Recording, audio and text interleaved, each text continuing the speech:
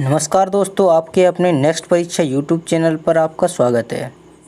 आज हम इतिहास के मुख्य क्वेश्चन हल करेंगे जो अक्सर कर परीक्षाओं में पूछे जाते हैं। ज़्यादातर यूपीएससी और यूपी ट्रिपल एससी इन क्वेश्चंस को पूछती है। हालांकि रेलवे में भी ये क्वेश्चन पूछ लिए जाते हैं, तब स्टूडेंट कहते हैं कि ये कहाँ से आ गया। तो अब हम थोड़ी जानकारी भी देंगे, क्वेश्चंस के फैक्ट भी बताएंगे, जितना हो सकता है बेहतर करके देंगे हम। चलिएगा, पहला क्वेश्चन, गुप्त साम्राज्य द्वारा निम्न में से किन्हें कर रहित भूमि प्रदान की जाती थी? सैन्य अधिकारियों को, सिविल अधिकारियों को, ब्राह्मणों को, दरबारी विद्वानों को। इसका आंसर है ब्राह्मणों को।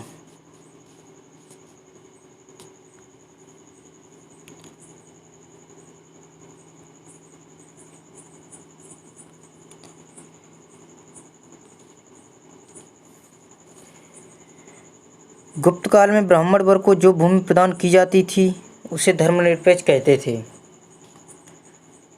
चलिए नेक्स्ट क्वेश्चन,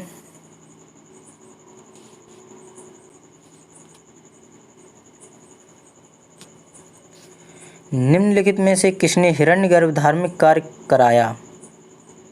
मयूर शर्मन,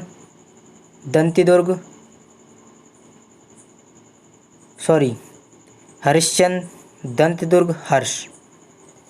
इसका आंसर है दंतिदुर्ग। दंतिदुर्ग राष्ट्रकूट वंश का शासक था। बहुत ही महत्वपूर्ण कार्य कराया इसने, और दंतिदुर्ग ने हिरण्यगर्भ धार्मिक कार्य कराया था। चलिए नेक्स्ट क्वेश्चन मूव करते हैं।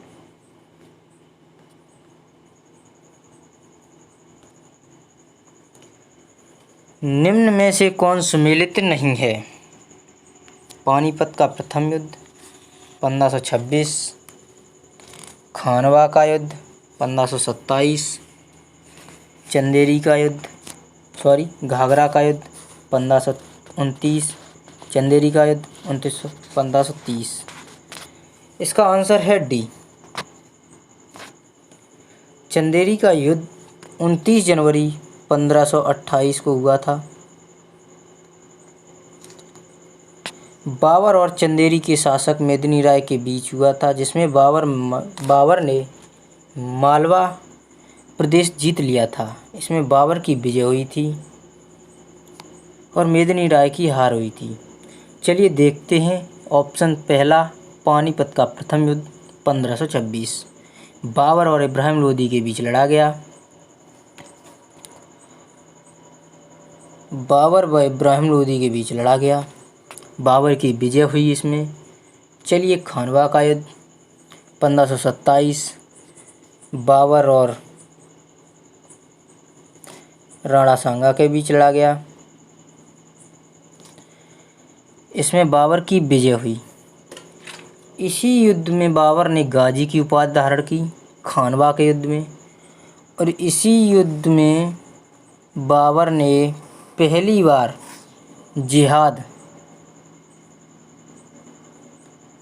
जिहाद का नारा दिया।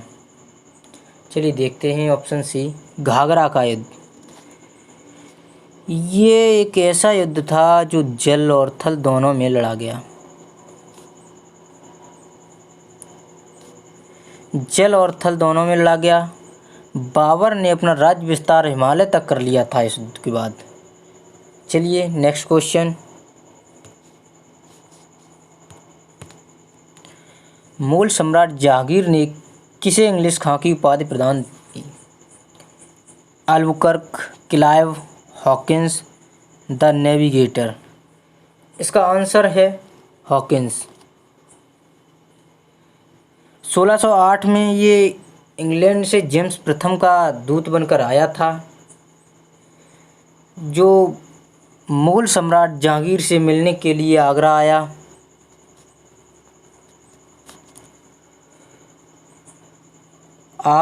और इसने कई भाषाओं में बात की, और इससे प्रभावित होकर जहांगीर ने इसे इंग्लिश खां की उपाधि प्रदान की।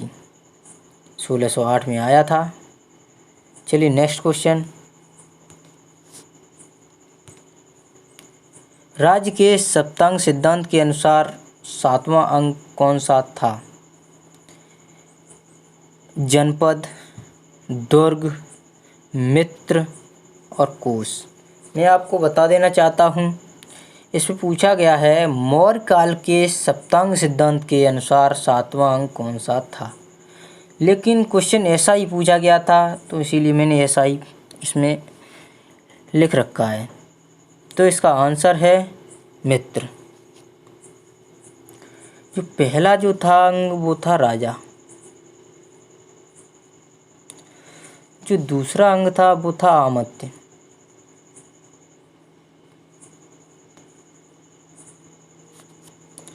जो तीसरा अंग था वो था जनपद। जो चौथा अंग था वो था दुर्ग।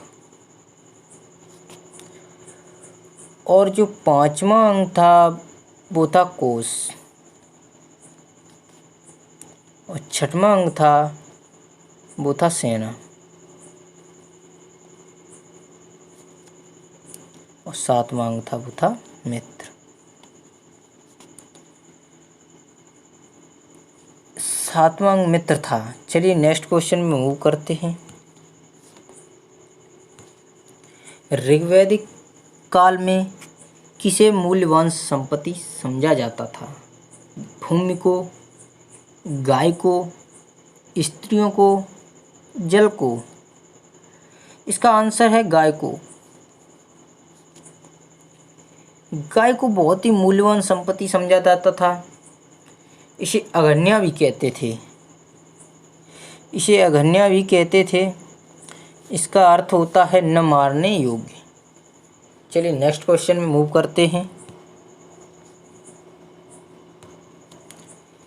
निम्न में से किस किले का निर्माण अकबर राज्यकाल में नहीं हुआ? दिल्ली का लाल किला, आगरा का किला, इलाहाबाद का किला, लाहौर का किला। इसका आंसर है दिल्ली का लाल किला। दिल्ली के लाल किले का निर्माण मुगल बादशाह शाहजहां ने कराया था, जिसका निर्माण 1638 से 1648 तक पूर्ण हुआ, जो जमुना नदी के किनारे बनवाया गया था। और बाकी की जो तीनों ऑप्शन दिख रहे हैं वो अकबर के निर्मित हैं, अकबर द्वारा निर्मित हैं।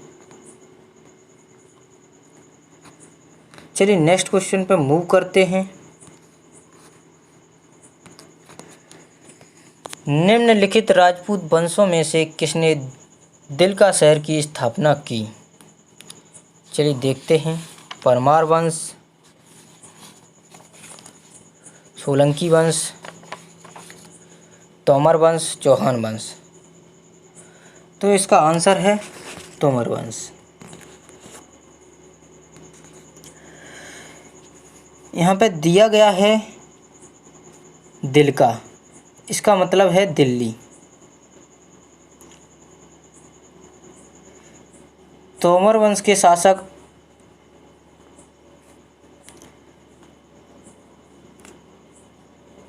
अन्नंगपाल ने दिल्ली शहर को बसाया था। चलिए नेक्स्ट क्वेश्चन।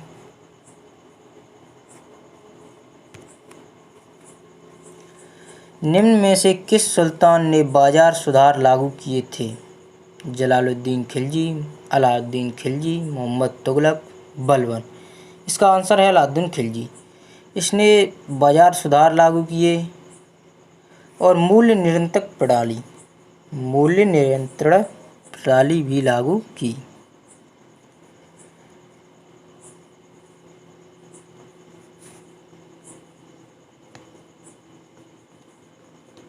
नियंत्रण प्रणाली।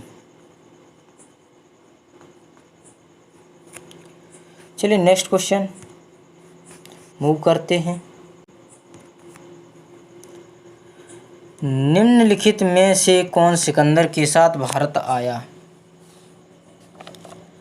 निरियाकस,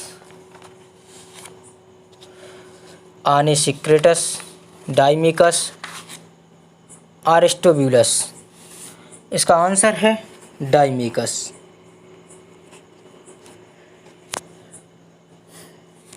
डायमेकेस सीरियन नरेश अंत्योकस का राजदूत था जो बिंदुसार के दरबार से संबंधित था।